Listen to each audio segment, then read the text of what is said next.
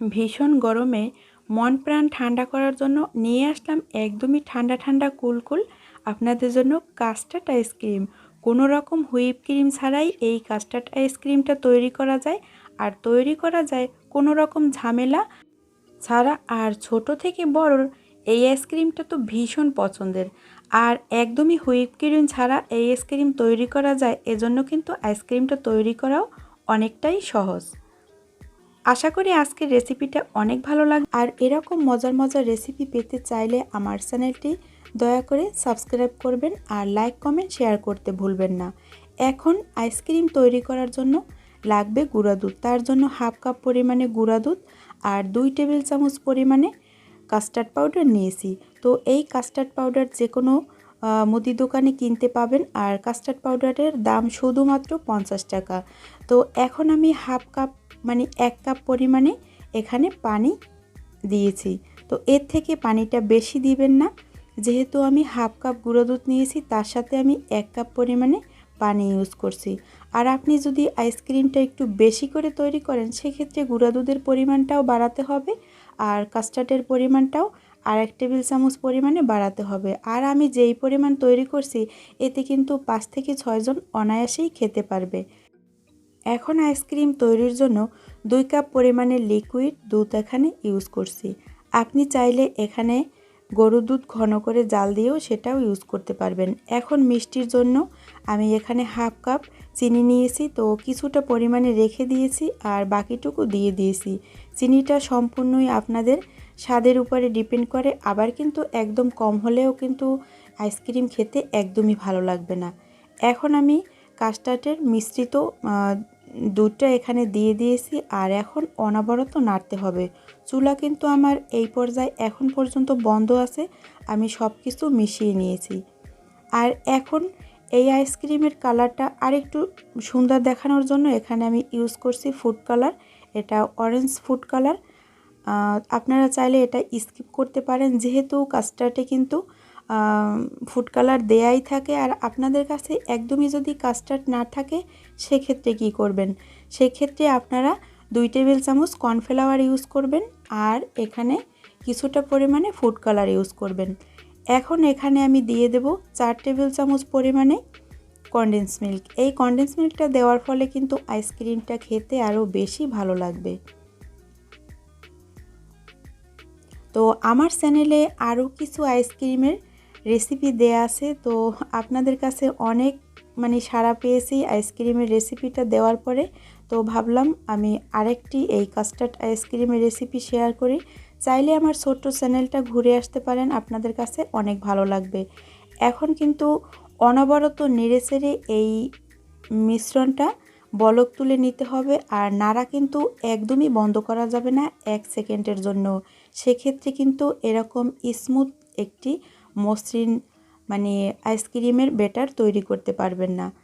তো এখন আমি চুলাটা বন্ধ করে দিয়েছি আর আমি 3 থেকে 4 মিনিটের মতো জাল করে নিয়েছিলাম।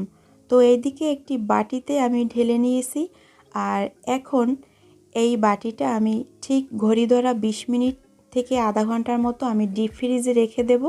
তারপরে বাকি প্রসেসটা আপনাদের দেখাচ্ছি।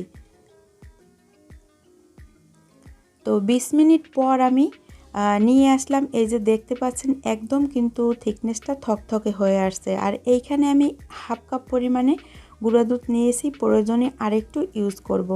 আপনারা চাইলে এখানে 1 কাপ অথবা 1.5 কাপ পরিমাণে গুঁড়া দুধ ইউজ করতে পারবেন। তো এখন এরকম একটি হ্যান্ড মিক্সার দিয়ে আমি এটাকে বিট করে নেব। আর আমি যে গত পর্বে কিছুদিন আগে আরেকটি আইসক্রিমের রেসিপি দেখিয়েছিলাম, সেটা কিন্তু এরকম বিট করে দেখাই নাই, একদমই সহজ রেসিপিতে ব্লেন্ডার করে কীরকম আইসক্রিম তৈরি করবেন ওইভাবে শেয়ার করছিলাম। এখন আমি অল্প অল্প গুঁড়া দুধ দিয়ে এরকম বিট করতে থাকবো। আর একসাথে গুঁড়া দুধটা দেয়া যাবে না, সেক্ষেত্রে কিন্তু দলা বেঁধে যেতে পারে, তাহলে কিন্তু মসৃণ আর স্মুথ হবে না ব্যাটারটি একদমই। তো এরকম আমি 7-8 মিনিট বিট করে নিয়েছি আর এরকম গুঁড়া দুধ মিক্স করতে থাকছি। তো আমি পরিমাণটা বলছি না গুঁড়া দুধের, তো আপনারা একটু বুঝে নেবেন।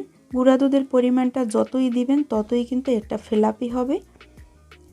আর এরকম একটি মোল্ড নিয়েছি আইসক্রিমটা বসানোর জন্য আপনারা যে কোনো মোল্ডে বসাতে পারবেন, যে কোনো বাটিতে, কোনো রকম সমস্যা হবে না। এখন আরও সুন্দর দেখানোর জন্য কিছুটা পরিমাণে কাঠবাদাম কুচি আর পেস্তা বাদাম কুচি দিয়ে দেব, যাতে এটা দেখতে আরও বেশি ভালো লাগে।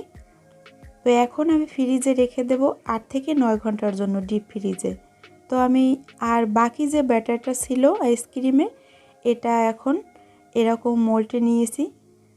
তো আপনারা চাইলে যে কোনো বাটিতে অথবা আইসক্রিমের মোল্ড না থাকলে কিন্তু যে কোনো পাত্রে এটা বসাতে পারবেন। এখন কিছুটা পরিমাণে এরকম ছোট ছোট ফয়েল পেপার কেটে নিয়েছি, যাতে আইসক্রিমের কাঠিটা বসাতে সুবিধা হয়।